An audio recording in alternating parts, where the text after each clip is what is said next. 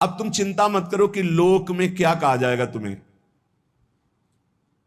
कई बार उपासक इसमें फंस जाता है।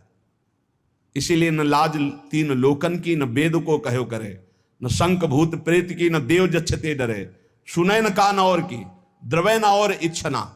तभी प्रेम लक्षणा भक्ति का जागृत होने का भाव आता है हृदय में। जब लोक धर्म का, लोक में हमारा उपहास हो रहा है, लोक में हमारी निंदा हो रही, अगर ये चुभ रहा है हृदय में, तो फिर भगवत मार्ग बाधित हो जाएगा।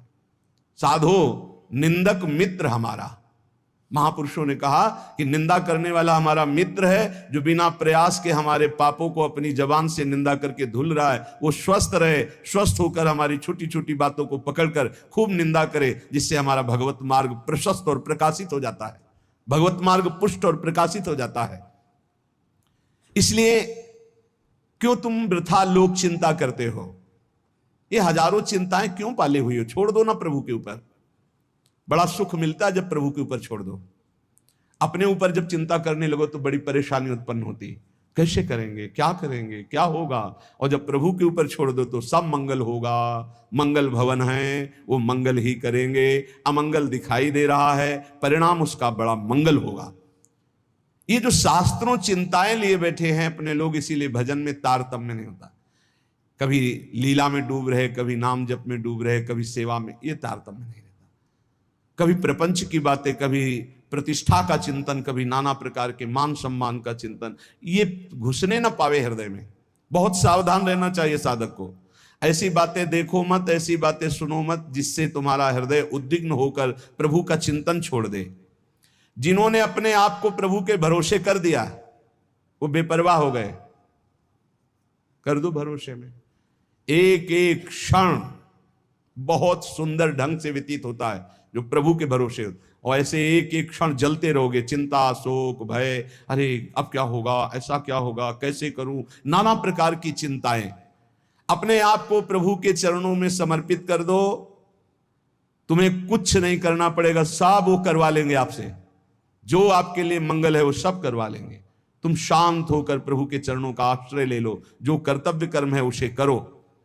अलम कश्यापि संगत्या तवालम शास्त्र कर्म भी वृंदारण्य तृणम मन्यो धन्यो ना किंचिदाचरेत।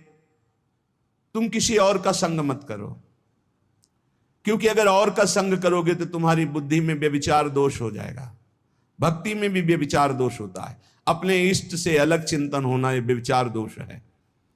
अलम कश्यापि संगत्या, किसी का भी ऐसा संग मत करो जो श्यामा श्याम के सुमिरन में बाधा पहुंचा दे, प्रिया प्रीतम की चिंतन वृत्ति हट जाए और अपनी चिंतन वृत्ति जागृत हो जाए, या किसी व्यक्ति की चिंतन वृत्ति, ये बहुत बड़ी हानि है। और आगे कह तवालम शास्त्र कर्म भी, तुम शास्त्र कर्म की भी अब चिंता मत करो। क्यों? शास्त्र कर्म की क्यों ना? क्योंकि कर्म करते करते अनंत जन्म हो गए, फिर भी हमारा उद्धार नहीं हुआ। अब क्या करो? अब भज गोविंदम गोविंदम भज मूढ़ मते। एक ही उपाय है, भगवान का भजन। अरे भाई, जब तक तुम धन कमाने लायक हो तभी तुम्हें प्यार मिलेगा इस संसार में। बहुत सुंदर उपदेश है। जब तक तुम धन कमाने लायक हो तभी तुम्हें कहेंगे मेरा पति, मेरा पिता, मेरा भाई, मेरा अमुक अमुक। और जिस दिन तुम धन कमाने लायक नहीं रहेगे उस दिन कोई बात नहीं पूछेगा, पक्की बात है। वाह वाह जब चल रहा है तो सब हाथ मिलाएंगे, और जब बुरा समय आएगा तो तुम्हारी गली से निकलना हो ठीक नहीं समझेगी कि अगर उधर निकलेंगे कहीं वो मिल न जाए और कुछ मांग न ले, कुछ कह न दे।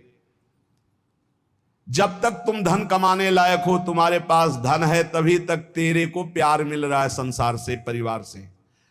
और जब तू रोगग्रस्त हो जाएगा, जराग्रस्त हो जाएगा, तो कोई भी तेरे से बात नहीं पूछेगा, बात नहीं करेगा। अरे मूढ़, इसलिए तू निरंतर गोविंद का भजन कर ले, गोविंद का भजन कर ले, गोविंद का भजन कर ले। ये आशा परिवार की भोगों की इतनी सुदृढ़ है, फांसी ये कि नहीं कटती है। बूढ़ा हो गया है, त्वचा सब ढीली हो गई, हड्डी हड्डी दिखाई देती है, सिर के बाल सब पक गए, दांत एको नहीं रह गए, लाठी लेके चल रहे, फिर भी वही परिवार की ममता। दरवाजे पे बैठा वही परिवार के विषय में सोचता रहता है। ये नहीं सोच रहा कि मृत्यु नजदीक आ रही, भगवान का भजन कर लें, अपने जीवन को सार्थक